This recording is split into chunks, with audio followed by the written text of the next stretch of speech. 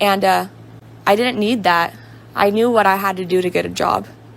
So I got this job without any of her help, the job development lady, and she was mad that I didn't follow what I was supposed to do, that I didn't act like go through all these steps that every other resident has to do.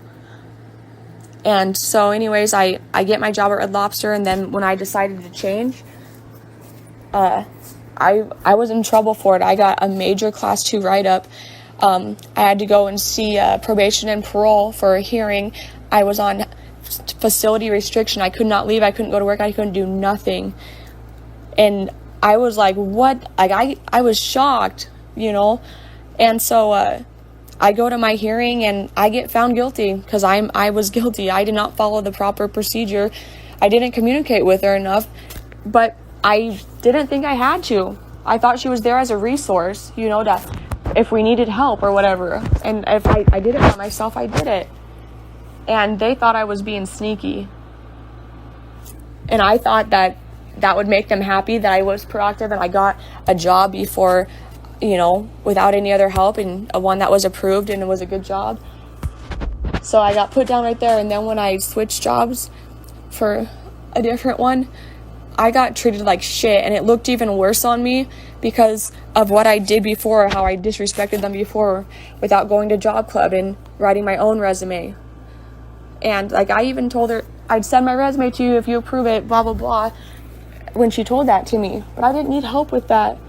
And so I go to probation and parole, and I get found guilty of that for not following the steps that I was supposed to. So now I really don't trust passages. Okay, during that time, my boyfriend started to change on me. He started becoming psycho and jealous. And it just got worse and worse. And then pretty soon, he was calling me bitch 20 times a day, like more than, like that was my name. Bitch was my name. And he just got psycho on me, and I was shocked because I loved him so much. He's the first man that I've had sex with that I've loved in 10 years. And I had a plan for myself. I wanted a husband, I wanted a house, I wanted my kids back. I checked all my credit, like did all the research. I wanted to get a first-time homeowner's loan. I applied to the beauty shop. You know, I was doing good. I tried. And my boyfriend, and then he started smacking me around. But he did it in a way that was weird. He did it in a way that, like, I made him do it. Like, I deserved to do it because I made him jealous. I made him this. And it literally got to the point where, like, we'd be driving down the street and, like, someone would be walking on the sidewalk and I wouldn't know who it was. I'd just be looking out the window. And he'd think I knew that person. And then he'd start accusing me that I was having sex with him. And he's like, what's his name? What's his name, bitch? Tell me. And I had no idea who he was. And then he's all, tell me, bitch, I'm gonna slap you. I'm gonna slap you if you don't tell me what his name is. And I didn't know. And I'm like crying, telling him I don't know, like screaming at him, telling him I don't know. And he thinks it's a joke. He thinks that I'm a huge slut, and I've never once cheated on him, never once. And so I realized he started treating me like shit, that he was the one doing the cheating. And so he was cheating on me all the time, and he started treating me like shit and accusing me. I remember, like, one time I went to the halfway house back there, and my neck was all purple because from fucking holding me down and choking me out, screaming in my face. He would ask me about this guy, and I had no idea who he was talking about. I'd say, what guy? What guy? And he'd say, you know, bitch, you know which guy I'm talking about? And so I was constantly getting fucking called a bitch and getting put down and getting accused. It got so bad to the point where, like, I'd walk into Walmart or anywhere with him, I'd instantly put my head down because I didn't want him to think I was looking at somebody. So I went from this confident person out of prison to this being this person that puts her head down. I was a confident woman. I could walk into any place, into a room of 30 men, and be okay and feel confident and be happy and content with myself. But here I was walking with my head down, like I'm ashamed. Like I'm scared. Okay? So it went from him slapping me around, choking me out, grabbing my chin. He'd grab my chin so hard. That was the thing I hated the worst. He'd grab my chin so hard and squeeze it and just scream at me, and he wouldn't let me go. And I don't know. When you grab my chin, it just hurt so bad. I hated it. I felt demeaned. I felt like a little kid. And the reason why he would grab me by my chin is so I couldn't, because when he would start screaming at me, I would get scared and I'd just put my head down. And he wanted me to look at him in the face. And so he would grab my chin and hold it up and squeeze it hard and make me look at him. And I just felt demeaned. And this man that I love so much, but I just got broken down. He used me. I did everything that I was supposed to. I want you guys to know that I have $10,000 saved up. That's after giving my mom and my sister both $1,000 and spending $3,000 on back bills and stuff. But I still have $10,000 in Passages right now. I worked my ass off. I was gonna come up for parole on Thursday before this, and so I got everything ready.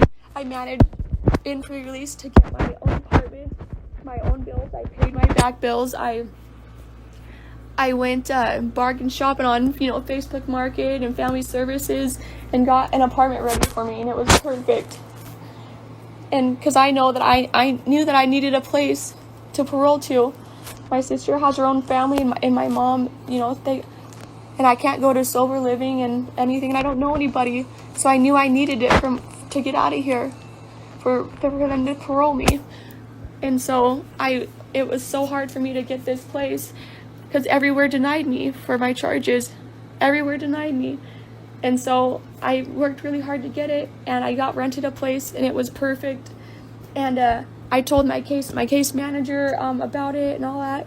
And then I got Spectrum from it for a house phone. I went and got MDU and utilities put in my name. I was happy. I had researched how to do a deposition in order for a court for contempt of court to see my kids. I researched how to do it, filled out my own paperwork, sent it in to the courts to see my kids. I worked really hard. I wanted to take out my first homeowner's loan. I had a plan. I checked my FICO, TransUnion. I researched interest rates, how to build my credit and I looked at, grand loans and stuff to take out my first house. I did research because I wanted to. And so my thing is that I'll go back to, I had a lot of stress on me. I worked doubles all the time. I didn't see my kids. Passages got crazy. So after I switched jobs and I got that write-up, one day I was sitting in bed, and every time my kids pop into my head, I throw it out because it hurts too bad to even think about them. One day I was sitting there and I realized that I forgot my own son's birthday. My own son, I forgot his own birthday. It was like, so his birthday was the next day, but the way I felt after missing his birthday or forgetting his birthday, I just felt like a piece of shit. Mom, I felt horrible. And so at Passages, you get $100 to a month to live on, and it's $4 a month to do laundry, but you get $100 to live on. And I wanted to go buy him stuff for the first time. It was the first time I was going to be able to buy my own presents for them and not have them come from my sister in my name. Okay, so I knew that I was supposed to turn in all my tips and stuff, but I didn't think it was that big of a deal. I didn't think it was a huge thing as long as your bills were paid and you weren't getting crazy with your money. I thought they were just going to give me a class 3 write-up, and for me that was worth it to do that for him.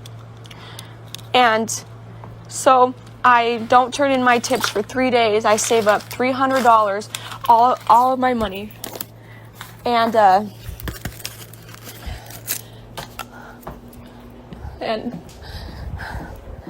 I take a pass, and I make the decision of what I'm gonna do. So I take a pass, and I go to the mall, and I buy my son.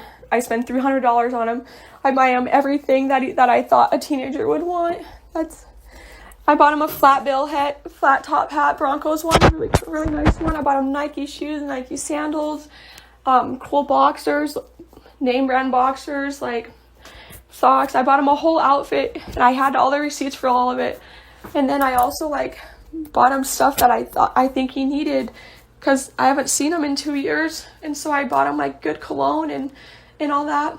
And I kept all the receipts. I brought it to my sister's house, and I wrapped it all up, and I put a note in the very bottom to my son that said that I'm getting out soon, and I'm gonna be with you for real. Happy birthday, and that I think about you every day. Love, Mom.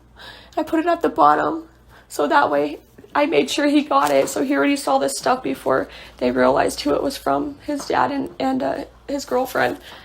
And I had my boyfriend drop it off on the porch for my son for his birthday.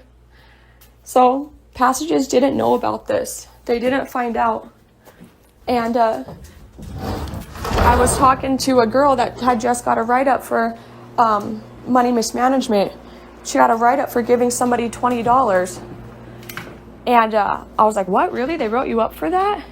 And so I got paranoid because I just spent $300 that I wasn't supposed to. And so I say, okay. So I go and I tell on myself. I tell the whole thing, what happened. And so I told on myself.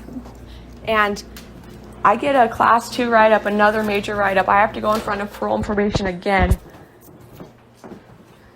And I go in front of them, I tell him everything, and he drops it to a class 3. But I'm on no tolerance, okay? So I'm to a point where I'm just about to go up to parole. So I have everything together. I've worked my ass off. I've done the work. And the whole time I've done that work and accomplished, I was getting put down and tore down on a daily by my boyfriend. Okay?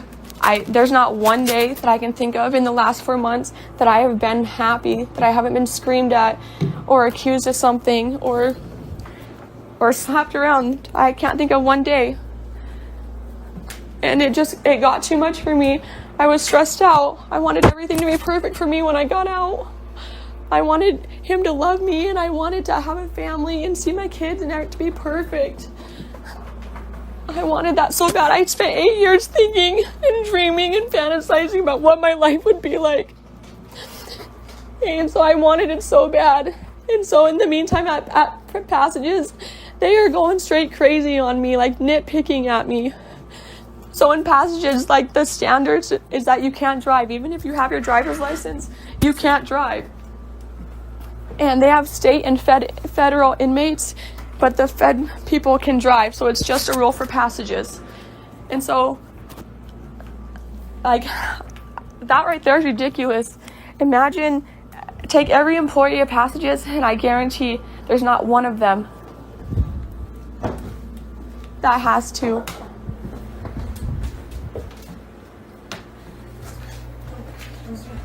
Use that one. I'm talking, they can hear me. Whisper, I'm nervous. Sorry, I'm nervous right now because I'm about to turn myself in, but I wanted to tell my story first. So anyways, there's not one person in Passages that has to walk, ride their bike, take the bus, or find a ride every day. Imagine how stressful that would be every day to have to do that 2 times a day, there and back. So to take a taxi is $23 for one trip. We get $100 a month out of our own money to spend. That'd be $50 a day. I'd be working to take an Uber. Okay? So I started walking when I first was able to, and within 2 weeks I was done. I was exhausted. And then I turned around, and then I lasted this whole time in pre-release, and then I'm struggling, and I have no one to go to. I have no support.